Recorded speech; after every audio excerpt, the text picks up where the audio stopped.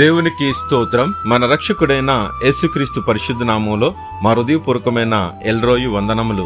ఈ దినమంతయు దేవుడు మీకు తోడుగా ఉండి మీరు చేసి ప్రతి పనిలోనూ ఆశీర్వదించునుగాక. ఈరోజు దేవుని వాగ్దానం 2 కొరింథీయులకు రాసిన పత్రిక 3వ అధ్యాయము 17వ వచనం. ఆత్మ ఎక్కడ నుండునో అక్కడ స్వతంత్రము నుండును. ప్రియమైన సహోదరి సహోదరులారా, ప్రతి ఒక్కరు కూడా మనసులో కఠినమైపోతున్నాయంట. దేవునికి దూరంగా అయిపోతున్నారు.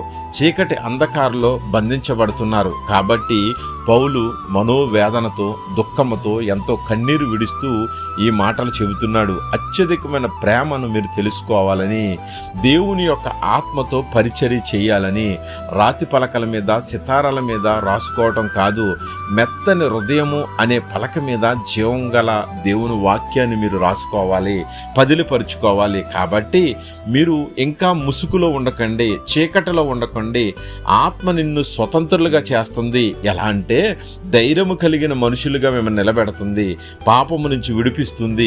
చీకటి అంధకార శక్తులు ఏదైతున్నాయో దేవునికి వ్యతిరేకమైనవి, లోకంలో వ్యర్థమైనవి, ఆ సహవాసాల నుంచి మిమ్మల్ని జీవపు మార్గంలోనికి యేసుక్రీస్తు నడిపిస్తాడు. కాబట్టి మనమందరము కలిసి ముసుగు లేని ముఖముతో ప్రభువు యొక్క మహిమ అద్దము వలె ప్రతిఫలం పొంది మహిమ నుండి అధిక మహిమలోకి పొందాలని అంటున్నాడు. ప్రభువు యొక్క ఆత్మచేత ఆయన పోలికగా మార్చబడి మనం ఆయనైతే నిలబడేటట్లు మనం చేస్తానంటున్నాడు. ఈరోజు ఆయన ఆత్మ కలిగి నువ్వు జీవిస్తుంటే చాలా సంతోషం. ఆ దేవుని స్వరూపముగా నువ్వు మార్చబడి అంధకారంలో నుంచి వెలుగు ప్రకాశింపబడి దేవుణ్ణి ఆరాధిస్తున్నావు. కాబట్టి ఆత్మ విషయమై దీనులైన వారు ధన్యులు, వారు నన్ను చూసేదురు అన్నాడు.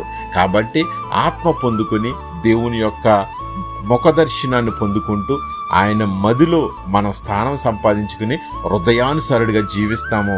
ఆత్మతో నడిచి అనేక అద్భుతాలు జరిగిందాం. అటువంటి కృప దేవుడు దయచేయను గాక.